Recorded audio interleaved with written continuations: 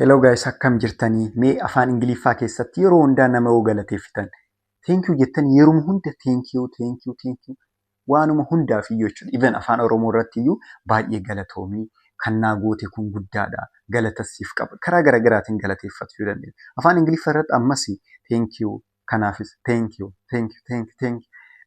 Bakka kanaaf fayyadamtan yeroo hundaa dhiphatina har'a kan karaa garaagaraatiin namoota akkamitti galateeffachuu dandeenya digirii garaagaraatiin jechuudha.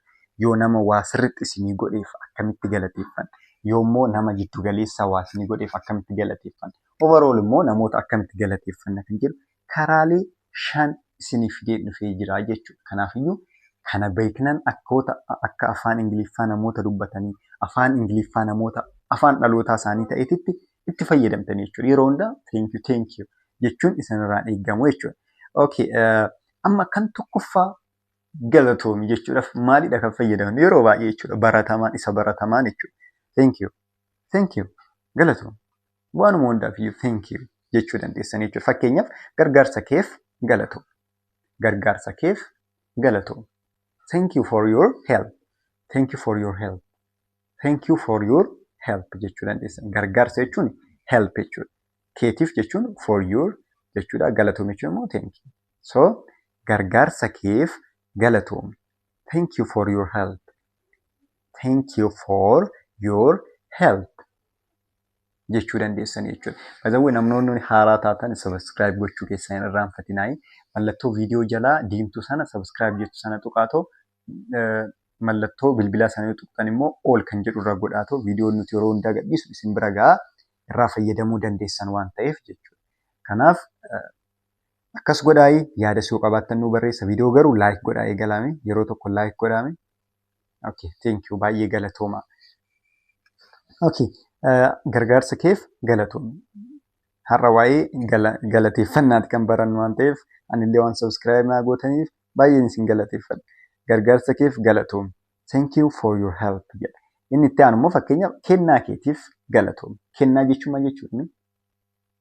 Gift.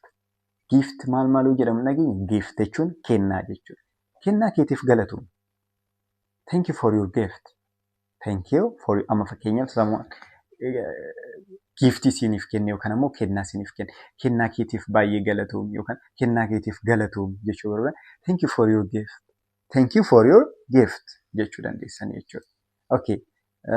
Inni biraa immoo fakkeenyaaf namni tokko isin bira dhufe waan dhufteef galatoomi jechuu barbaada. Waan dhufteef galatoomi isin gaafachuu yoo dhufe thank you for coming. Thank you for coming. Waan dhufteef galatoomi. Thank you for coming. Waan dhufteef galatoomi jechuu barbaadan jechuudha. Amma keessumaa maal ta'uu danda'a? Waan dhufteef galatoomi. Thank you for coming jechuu dandeessan jechuudha. Very good. Baga nooriin jiraachuu keessaniif galatooma ammas waan hundaafuu galatoomi. Amma namoota bakka waan baay'ee sii godhan maal ta'uu danda'a? Waan hundaafiyyuu galatoomi. Thank you for everything.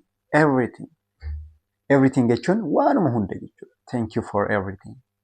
Thank you for everything. Thank you for everything.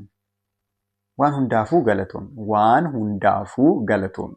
Thank you for everything jechuu dandeessan jechuudha. Inni biraa immoo fakkeenya baay'ee galatoomi yookaan baay'een dinqisiifadha jechuu barbaaddan amma. Baay'ee galatoomi baay'ee galateeffachuu barbaaddan amma. Direct wal fakkaachuu baachuu danda'a garuu sirriitti bakka keessa namni waayoo isinii godhee maal jechuu dandeessanii baay'ee galatoomi yookaan baay'een dinqisiifadha. Dinqisiisaa yoo isiniin jedhe isa kaanii miti fakkeenyaaf wanta nama dinqu tokko hojjateetii miti garuu wanta galata barbaadu tokko baay'een dinqisiifadha. I really appreciate jechuu dandeessan jechuudha. Wanta namni sii godhe san ni galateeffatta ni dinqisiifattaa jechuudha keessa keetitti. Okay. Baay'een dinqisiifa. I really appreciate it. Thank you. I really appreciate it jechuu dandeessa jechuudha. Fakkeenya tokkoffaa olaaltan waan na gargaarteef galatoomi. Baay'een dinqisiifadha. Waan na gargaarteef galatoomi baay'een dinqisiifadha. Mee akkamitti jettan? Thank you for helping me. Kana laallee miti duraayyuu waan na gargaarteef galatoomi kan jedhu thank you for helping me jechuu dandeessa. Baay'een dinqisiifadha. I am really appreciate it. Yookaan immoo sirrittan galatni kiyya sirriitti guddaadha garaa koo keessaa jechuudha. Thank you for helping me. I really appreciate it. Baay'een dinqisiifadha. Maalii kee gargaarsa kee jechuudha. Mee amma yeroo tokko waan na gargaarteef galatoomi. Baay'een dinqisiifadha. Very good. Thank you for helping me. I really appreciate it jechuu dandeessaa jechuudha. Okay, amma immoo fakkeenya itti aanu ilaala. Gorsa keetiif galatoomi. Baay'een dinqisiifadha jedhame. Gorsa jechuun maal jechuudha? Advice. Thank you for your advice. I really appreciate it. Gorsa keetiif galatoomi. Dhugumaan baay'een dinqisiifadha. I really appreciate it. Yoo jenne jechuudha. Gorsa keetiif galatoomi. Baay'een dinqisiifadha. Thank you for your advice. I really appreciate it. Gorsa keetiif galatoomi. Baay'een dinqisiifadha. Thank you for your advice. I really appreciate it. Jechuu dandeessaa jechuudha. Kan itti aanu immoo hojii manaa koo na gargaartee jirta baay'ee galatoomi. Namni amma fakkeenyaaf hojii manaa keessan akka hojjettan isin gargaare hojii manaa na gargaartee jirta baay'ee galatoomi jechuu barbaadan you helped me with my homework. I really appreciate it. You helped me with my homework. I really appreciate it. Jechuu dandeessanii jechuudha.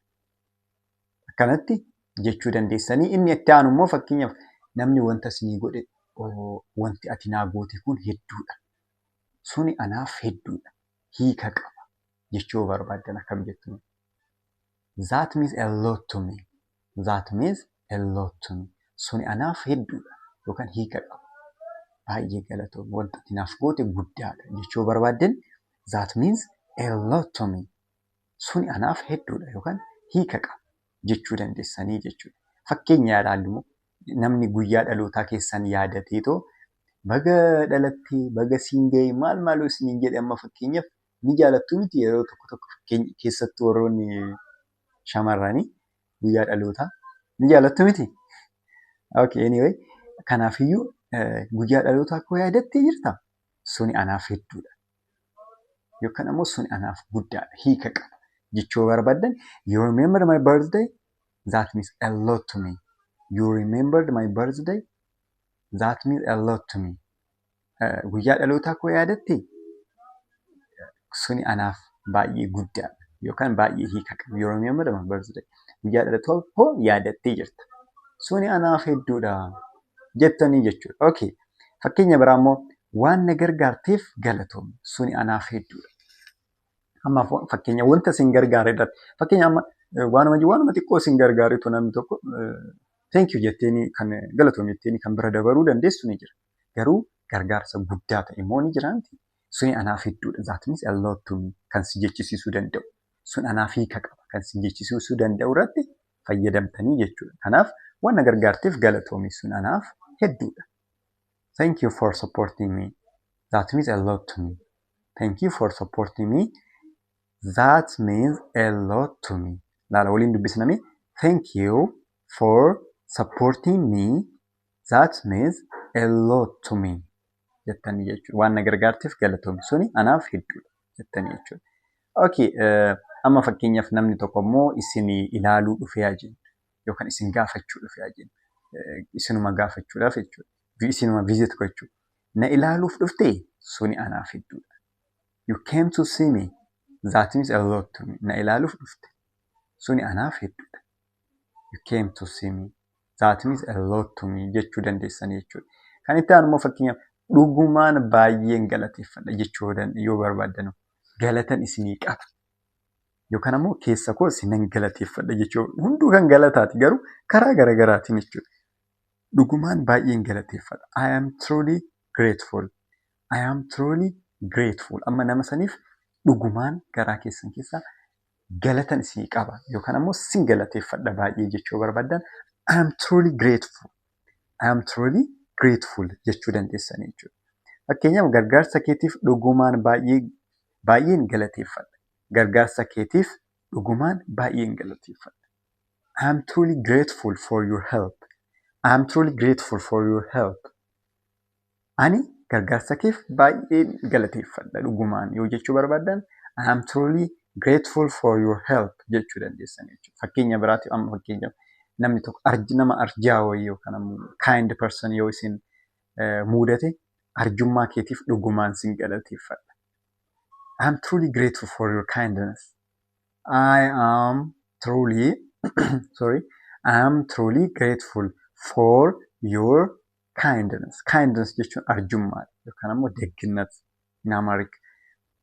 I am truly grateful for your help, for your kindness. Arjummaa keetiif dhugumaan sin galateeffadha jettanii jechuudha. Inni biraa immoo barsiisaa koof dhugumaan galatan qaba. Barsiisaa koof dhugumaan galatan qaba. I am truly grateful for my teacher. I am truly grateful for my teacher. I am truly grateful for my teacher. Jennaa jechuudha. Barsiisaa koof dhugumaan galatan qaba jedha. Kanumaa akka irraa fayyadamtan abdiin qaba.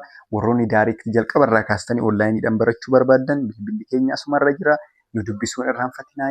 Kanumaa yaada keessan immoo nu barreessaa qaba. Subscribe gochuullee hin irraanfatinaa. Laayikis godha.